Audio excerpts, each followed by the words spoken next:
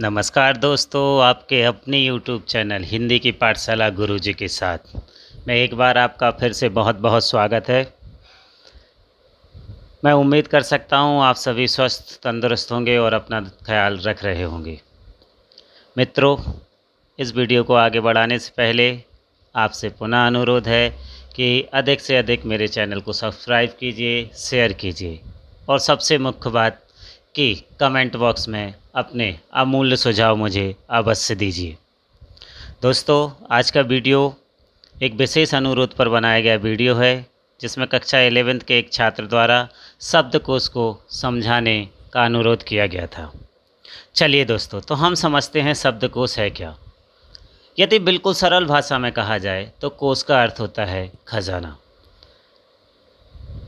शब्दकोश अर्थात शब्दों का खजाना ही शब्दकोश है, जहाँ पर आपको तमाम प्रकार के शब्द प्राप्त हो जाते हैं। साहित्यिक भाषा में कहूँ तो उस ग्रंथ को शब्दकोश कहते हैं जिसमें शब्दों को यों ही अथवा अर्थ सहित किसी क्रम विशेष में सुनियोजित कर दिया हो। वैदिक काल में शब्दकोश के स्थान पर निघटु नाम चलता था। उस समय का केवल एक निघटु अर्थात शब्दकोश प्राप्त है, जिस पर यास्क ने निरुक्त लिखा है। निघटु को वैदिक शब्दकोश कहते हैं। वैदिक काल से अब तक भारत में अनेकों शब्दकोशों का निर्माण हुआ है। अंग्रेजी में कोश निर्माण का प्रारंभ 16वीं सदी के उत्तरार्ध से हुआ। अब तो कोश विज्ञान नाम से भाषा विज्ञान की एक स्वतंत्र शाखा का विकास हो गया है।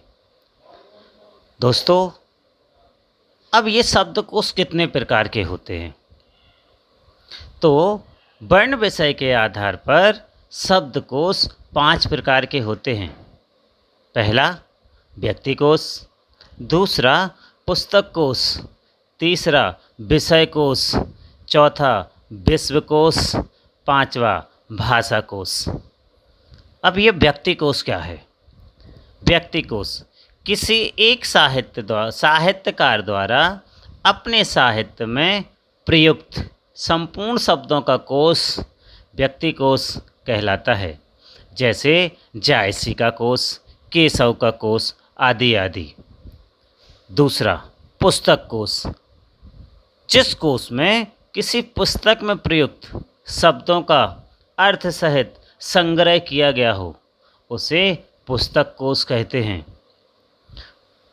जैसे कामायनी, मानस आदि के कोश।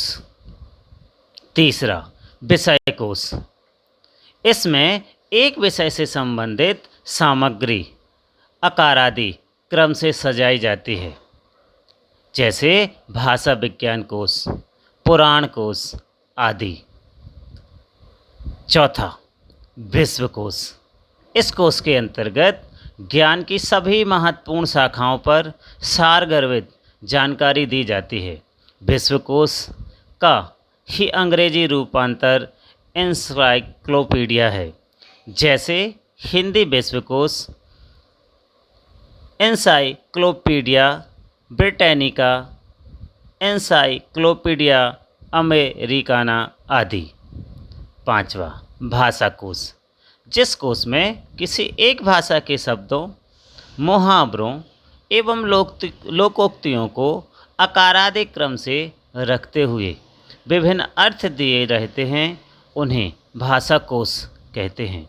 जैसे हिंदी शब्द सागर, हिंदी अंग्रेजी कोश आदि। कोश बनाना भाषा कोश की जो पद्धतियां हैं वो 3 प्रकार की होती हैं। अर्थात हम किसी भी कोश को 3 प्रकार से बना सकते हैं। पहली पद्धति वर्णनात्मक पद्धति, अर्थात जहाँ पर किसी भी विषय को वर्णनात्मक रूप से प्रस्तुत किया गया हो। दूसरा ऐतिहासिक पद्धति और तीसरा तुलनात्मक पद्धति। दोस्तों, वर्णनात्मक पद्धति, इसमें किसी भाषा के एक काल में प्रयुक्त संपूर्ण शब्दों का संकलन कर उन्हें आकारादि क्रम से रखा जाता है। साथ ही प्रत्येक शब्द के सामने उसके कई अर्थ दे दिए जाते हैं। इस पद्धति पर बने हुए कोश इस प्रकार हैं: रामचंद्र वर्मा द्वारा संपादित मानक हिंदी कोश और प्रमाणिक हिंदी कोश आदि।